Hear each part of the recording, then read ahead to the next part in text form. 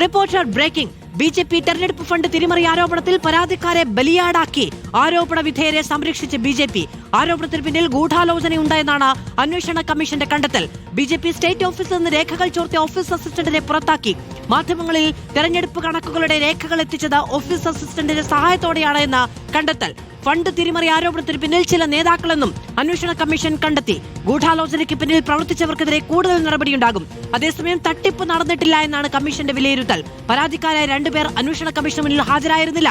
V S Sanjith വിവരങ്ങളുമായി നമ്മളോടൊപ്പമുണ്ട്. V S Sanjith, കഴിഞ്ഞ ദിവസം തന്നെ ഈ പരാതിക്കാർ ഹാജരാകാതിരുന്നപ്പോൾ തന്നെ ഇതിന്റെ പരിണതി ഇതാണ് എന്നതിനെ സംബന്ധിച്ച് തർക്കങ്ങളൊന്നും ഉണ്ടായിരുന്നില്ല. പരാതിക്കാരില്ല, തട്ടിപ്പേ നടന്നിട്ടില്ല എന്ന് കമ്മീഷൻ കണ്ടെത്തലിലേക്ക് പോവുകയാണ്. മാത്രമല്ല, ഈ ഓഫീസ് രേഖകൾ ചോർത്തിയതുമായി ബന്ധപ്പെട്ട് ഇന്റേണലി നടപടിയും ഉണ്ടാകും. മധു, തീർച്ചയായിട്ടും ബി.ജെ.പിയിലെ ഫണ്ട് തിരിമറിയിൽ ഇപ്പോൾ ഒരു ആന്റി ക്ലൈമാക്സിലേക്ക് പോകുന്നു എന്നുള്ളതാണ്. ഈ പരാതി അത് വ്യാജമായി ഗൂഢാലോചനയോടെ കെട്ടിച്ചമച്ചതാണ് എന്നും അതിനുവേണ്ടി ബി.ജെ.പി ഓഫീസിൽ നിന്ന് ചില രേഖകൾ കടത്തി എന്നുള്ളതാണ് ഇപ്പോൾ കുറ്റം ആരോപിക്കപ്പെടുന്നത്.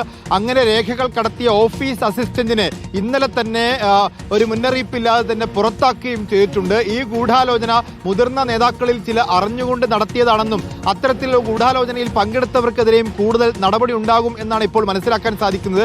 ഈ തെരഞ്ഞെടുപ്പ് ഫണ്ട് അട്ടിമറിയുമായി ബന്ധപ്പെട്ട് പാർട്ടിക്ക് പരാതി കൊടുത്ത 2 പേർ അന്വേഷണ കമ്മീഷന് മുന്നിൽ ഹാജരാകാതിരുന്നത് ഈ ആരോപണം വ്യാജമായതുകൊണ്ടാണ് എന്നുള്ളതാണ് അന്വേഷണ കമ്മീഷന്റെ കണ്ടെത്തൽ.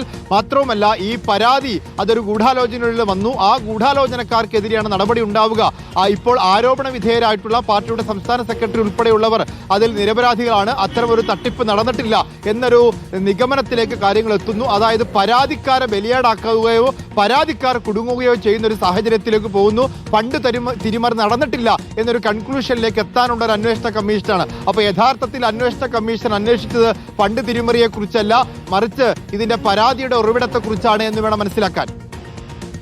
വി എസ് രഞ്ജിത്താണ് വിവരങ്ങൾ നൽകിയത്. ആ പരാതിയുടെ ഉറവിടം കണ്ടെത്തുക, ആ പരാതി പുറത്തേക്ക് വരാൻ കാരണക്കാരാണെന്ന് കണ്ടെത്തുക, അവർക്കെതിരെ നടപടിയെടുക്കുക.